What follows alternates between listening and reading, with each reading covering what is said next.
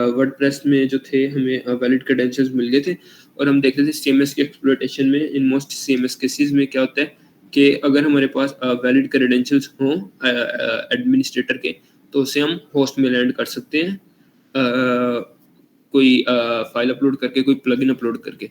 सो जो general methodology है उसको सर्च करते हैं। ठीक, अगेन वर्डप्रेस ऑथेंटिकेटेड आरसीई देखते हैं कि इन केस ऑफ वर्डप्रेस ये हो सकता है कि नहीं, पहला जो रिसोर्स है वो है हेक्ट्रिक्स का, इसको खोल के देखते हैं।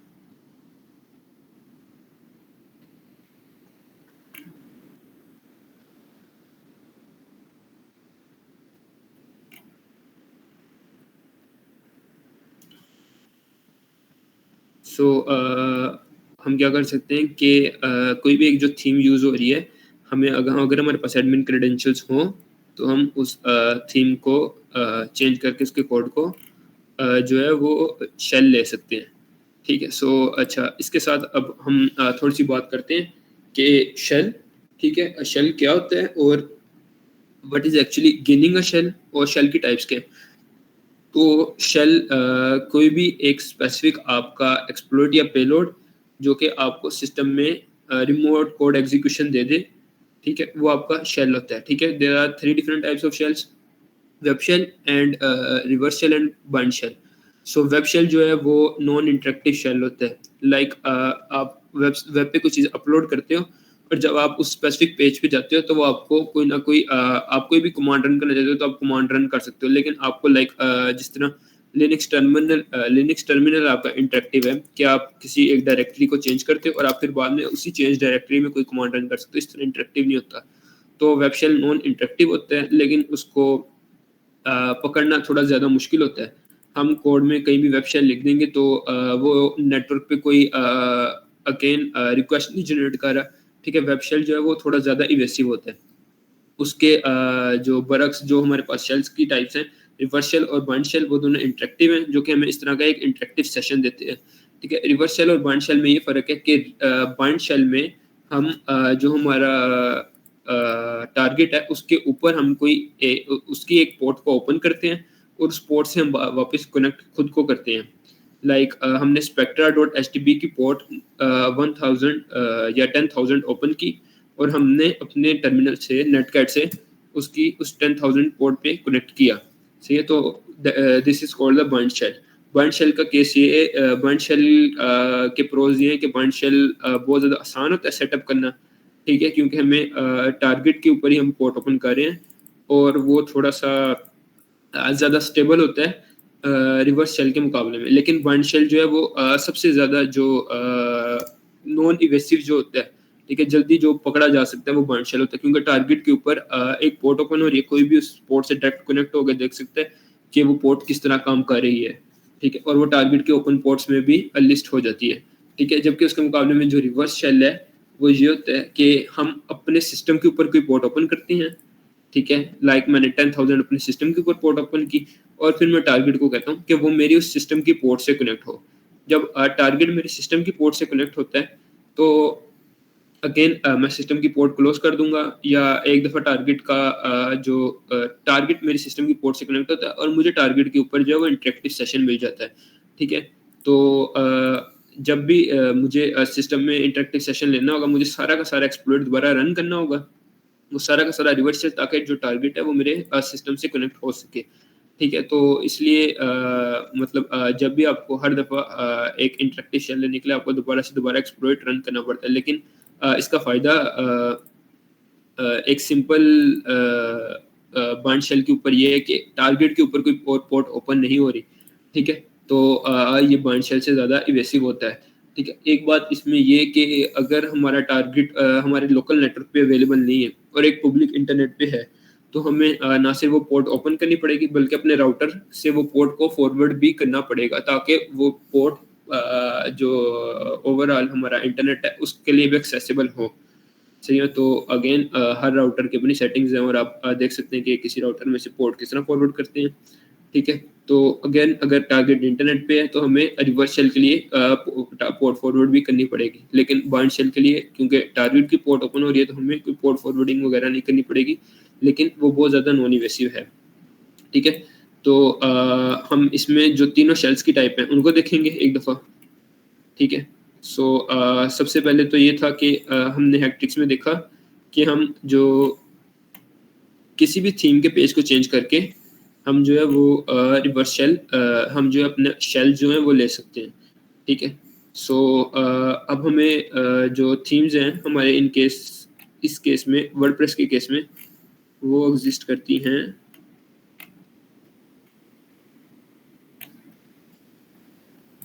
थीम्स में।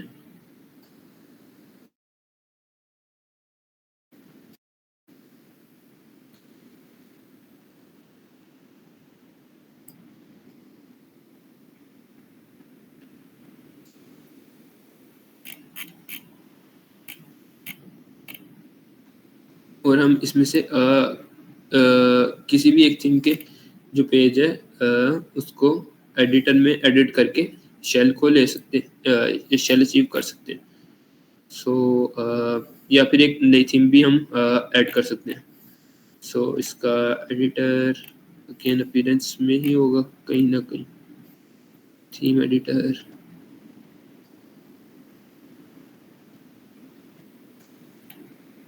Yes, theme editor. और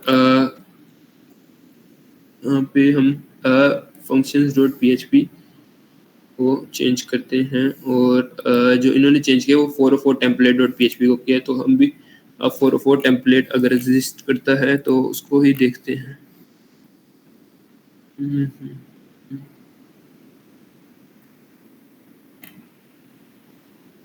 404 टेम्पलेट डॉट php।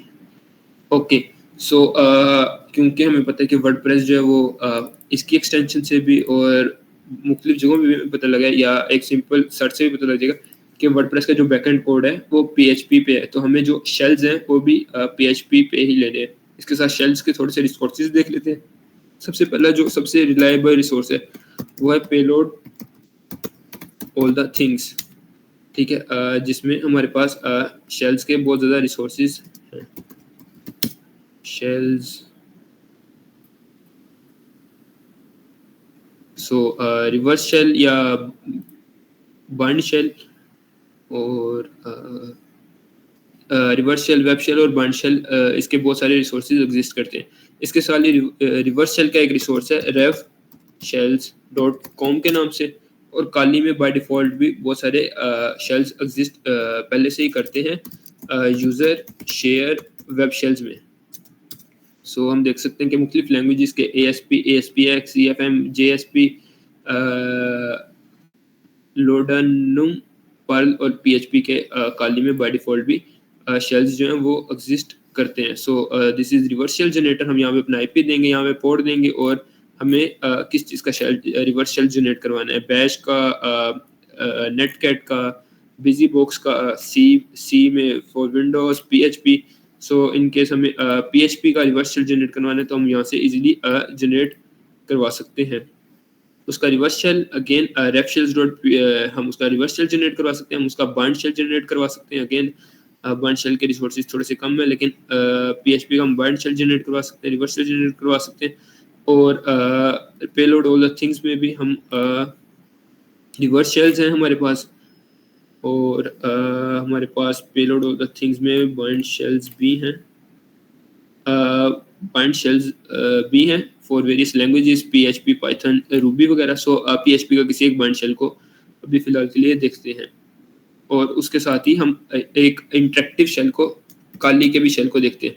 सो user share web shells PHP, user share web shells PHP और सिंपल बैकडोर डॉट PHP, ठीक है? सो ये एक सिंपल सा जो है वो वेब शेल है, ठीक है?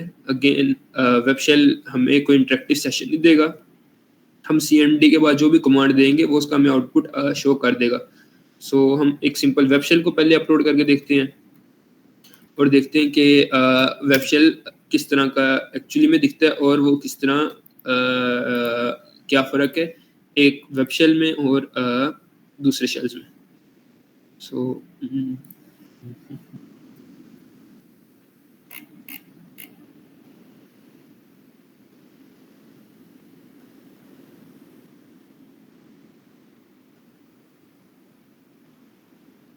सो WP कंटेंट थीम्स 12 और 404.php में हमें वो शेल जो है वो मिल जाएगा। सो इसका जो कंटेंट है उसको चेंज कर देते हैं हमारे वेब शेल में, अपडेट कर देते हैं फाइल को, और हमें जाना है इसका ये पाथ कॉपी कर लेते हैं जहाँ से हम इस शेल को एक्सेस कर सकते हैं।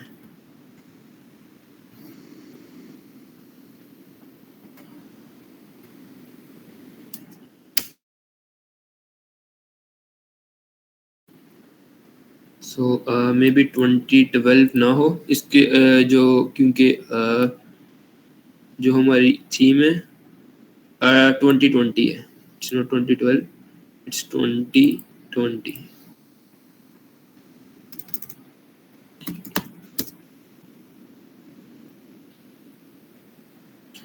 और लाइन 10 हमें उसके एग्जैक्ट कंटेंट्स को नहीं चेंज करना चाहिए था हमें, बल्कि यहाँ पे शेल डाल देना चाहिए था ताकि उसकी जो ओरिजिनल फंक्शनैलिटी है वो भी उसी तरह ही रहे। तो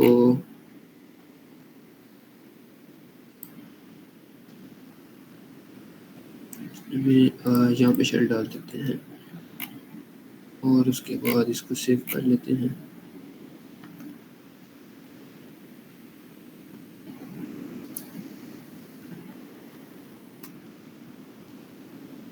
फिर अपनी फाइल को एक्सेस करते हैं। Communicate for fatal errors.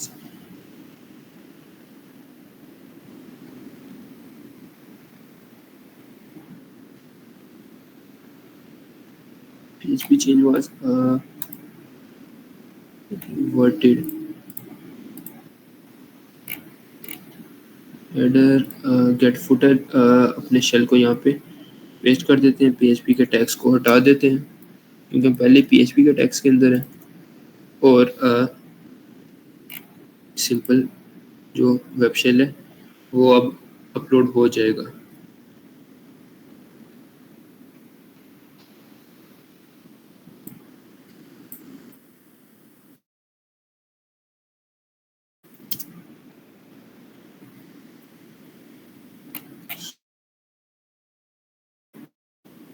Gate header, इस एरर से पहले हम अपना शेल डाल देते हैं।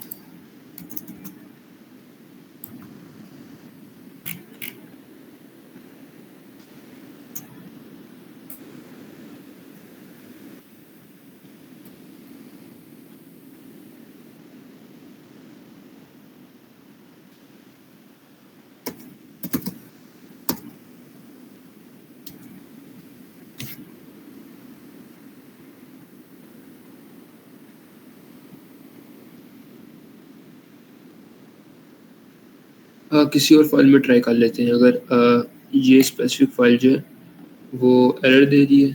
थीम 2019 में देखते हैं,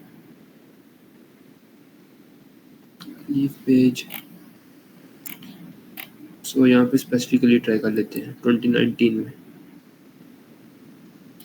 टू एडिट 2020 पर श्योर है।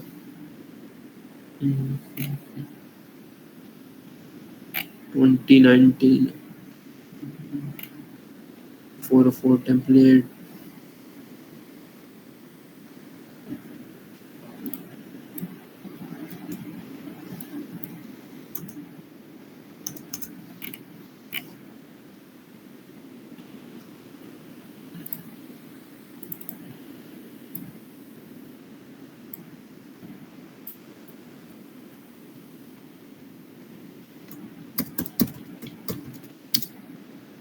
सो हमारी कमांड रन होगी। So this is a web shell, ठीक है। हमारी हमें कोई इंटरेक्टिव सेशन नहीं मिला हुआ, ठीक है, लेकिन जो भी हम कमांड रन करेंगे वो सर्वर में रन हो जाएगी, like cat etc pass wd, ठीक है। लेकिन क्योंकि हमारे पास कोई इंटरेक्टिव सेशन नहीं है, हम अगर किसी डायरेक्टरी में चेंज करते हैं लाइक cd etc, ठीक है, तो वो सिर्फ इसे कमांड के लिए रहेगा, और अगर हम दोबारा pwd करेंगे तो ये कमांड एक सेपरेटली रन होगी और हम अपनी ओरिजिनल डायरेक्टरी में होंगे क्योंकि हमारे पास इंटरेक्टिव शेल नहीं था।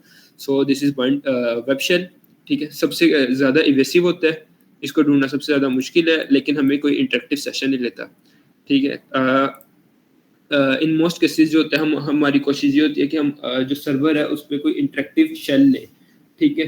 कभी-कभार हमें डायरेक्टली इंटरेक्टिव शेल नहीं मिलता, तो हम पहले रिवर्स शेल वेब शेल को अपलोड करते हैं, और वेब शेल से एक नॉन इंटरेक्टिव सेशन से जो है हम एक रिवर्स शेल ले लेते हैं, ठीक है। सो अगेन अब इससे रिवर्स शेल अब हम वेब शेल से आगे रिवर्स शेल लेना देखते हैं, या आप अगर चाहें तो अगेन उस फाइल को अपलोड करके भी रिवर्स शेल ले सकते हैं, या वेब शेल से भी डायरेक्टली रिवर्स शेल ले सकते हैं। सो फॉर बाइंड शेल यहाँ पे PHP की एक कमांड है जो कि एक पोर्ट 51337 को उस होस्ट में ओपन कर देगी, ठीक है। सो अगेन ये सारा का सारा PHP की ही कमांड है। सो इसको सबको कॉपी कर लेते हैं, या फिर अगर NC एग्जिस्ट करता है तो हम नेटकैट से भी बाइंड शेल ले सकते हैं। सो नेटकैट से बाइंड शेल लेते हैं, उसके लिए ट्राई करते हैं। लेट्स सी कि अगर ऑपरेटिंग इस टारगेट OS में NC एग्जिस्ट करता है, विच NC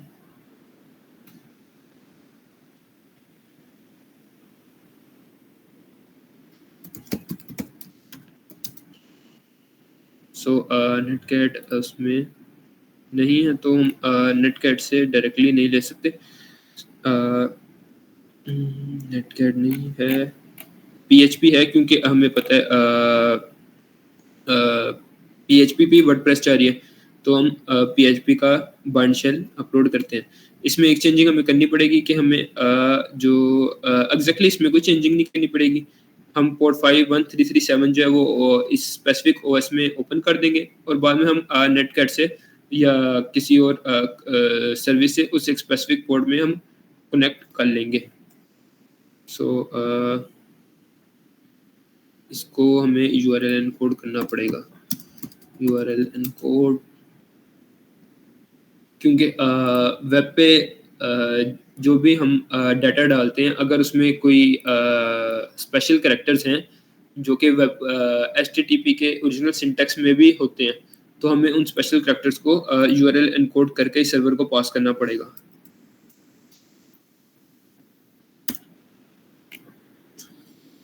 एनकोड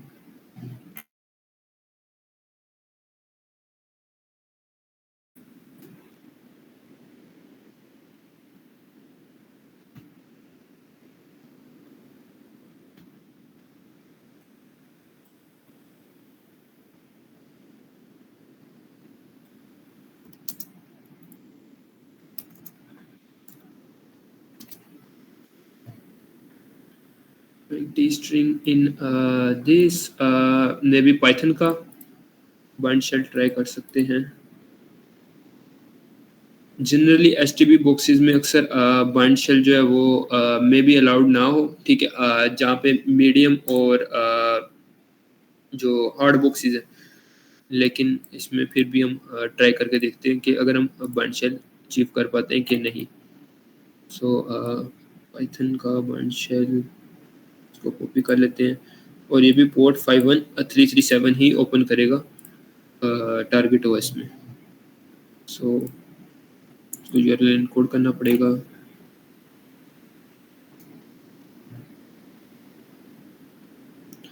और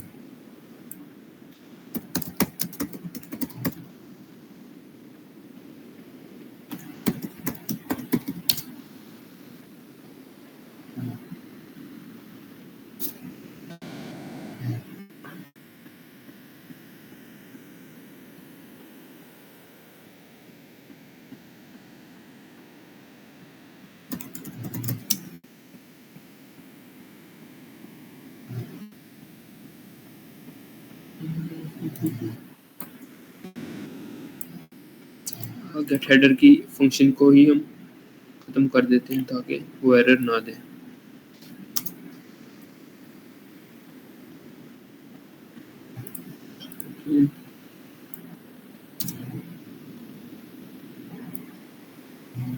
विच पाइथन 3 अगर पाइथन 3 हमारे ओएस में है तो हम पाइथन 3 से भी बाइंड शेल के लिए ट्राई कर सकते हैं।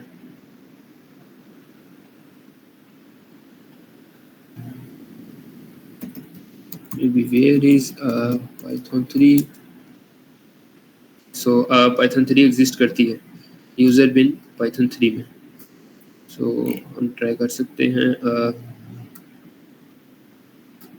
python 3 के बाइंड शेल के लिए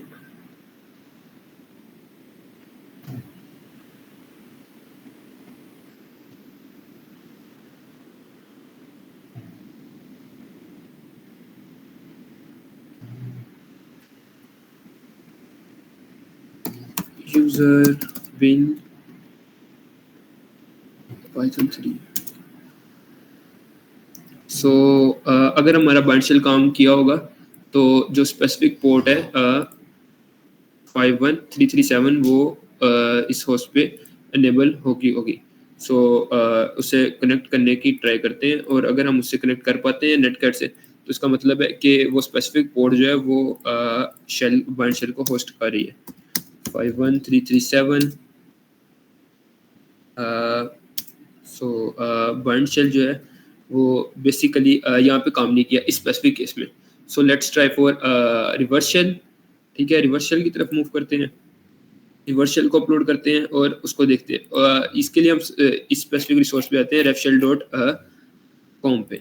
सही, अब रिवर्स शेल में हमें पता है कि हमें अपने सिस्टम पे जो है वो ओपन करना होगा। सो मैं नेटकैट से एक पोर्ट को ओपन कर लेता हूँ LNVP और मे बी 1 2 3 4 मैं स्पेसिफिक पोर्ट को अपने सिस्टम पे ओपन कर लेता हूँ 1 2 3 4 को।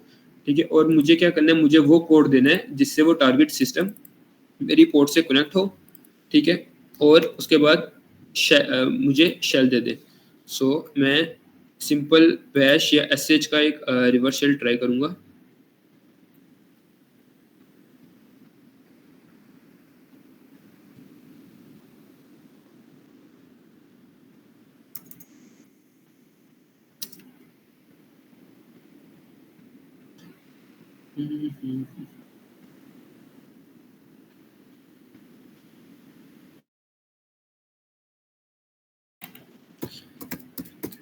bash let's see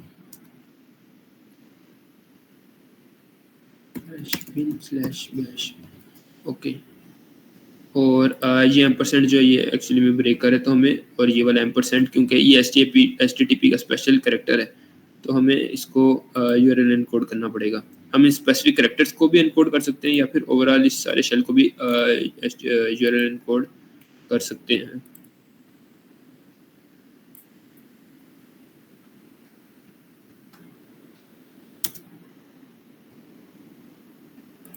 लेकिन स्पेसिफिक कैरेक्टर को ही हम एनकोड करके देखते हैं।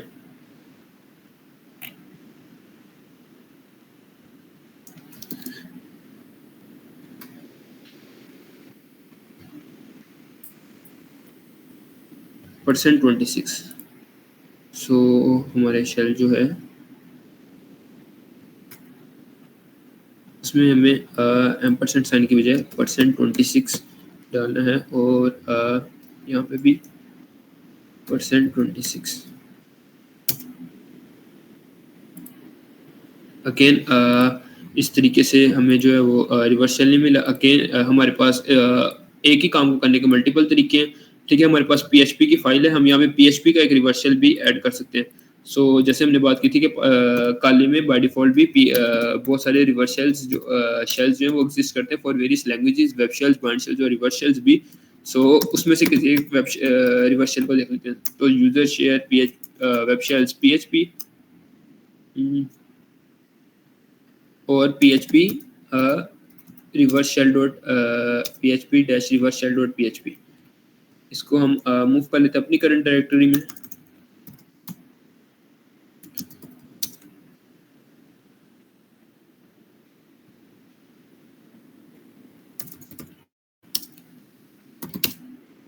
और इसके आईपी की बजाय एक्चुअली हम अपना आईपी देते हैं। और एक और गलती जो हम कर रहे थे वो ये था कि हमें अपना जो आईपी है वो देना है रिवर्स शेल में, क्योंकि टारगेट ने हमसे आगे कनेक्ट होना है। हमें टारगेट को उसका आईपी नहीं देना, तो यहाँ पे हमें टारगेट को अपना आईपी देना था। ये आईपी की एक छोटी सी मिस्टेक थी। और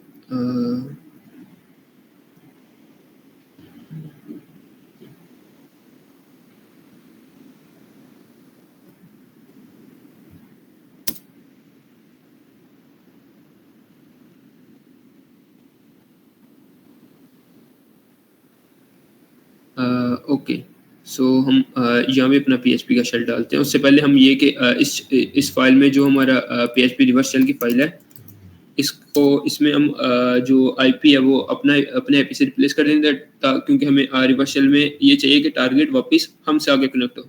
सो हम इसकी बजाय अपनी आईपी देंगे और अपनी पोर्ट देंगे 1234 जो कि सही है। सो मैं इसको कॉपी कर लेता हूँ, PHP रिवर्स शेल एक्सक्लेम, और इस रिवर्स शेल को मैं हमारी जो PHP की फाइल है जिसको हम एडिट कर सकते हैं उसमें पेस्ट कर देते हैं।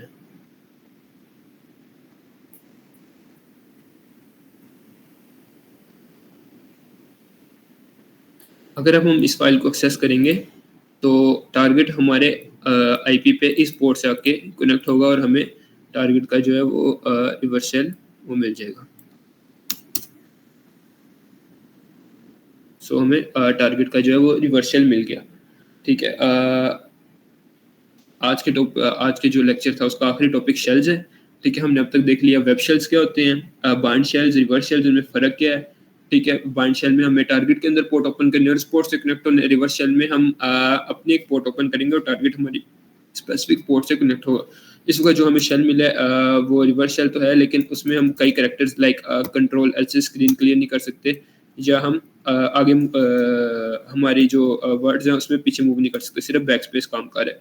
तो इस काइंडा सेमी इंटरेक्टिव शेल है, उसमें हम फुल इंटरेक्शन नहीं कर सकते। इसको फुल इंटरेक्शन करने के लिए एक छोटा सा पाइथन का ट्रिक है, वो देख लेते हैं और उसके बाद आज का सेशन खत्म करते हैं। सो देखते हैं कि अगर पाइथन एग्जिस्ट करती है हमारी इस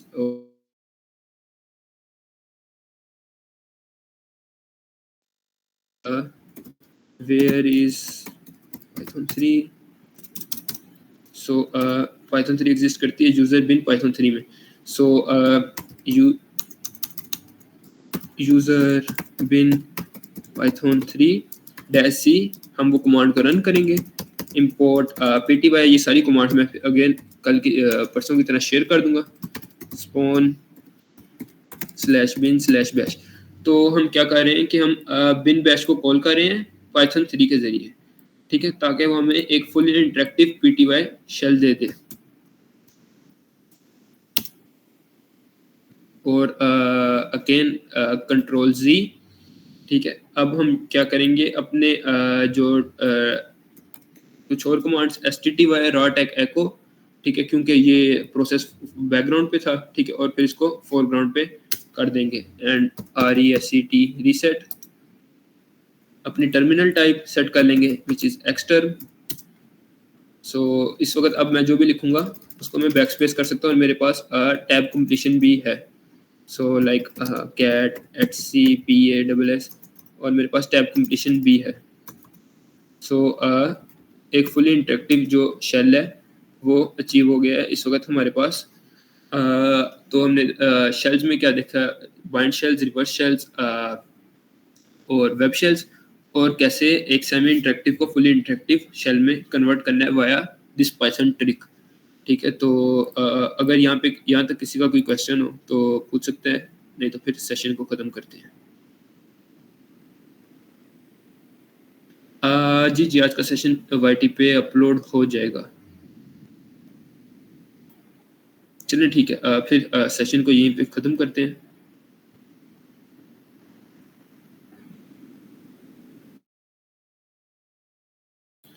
फवाद भाई रिकॉर्डिंग बंद कर दें। हेलो।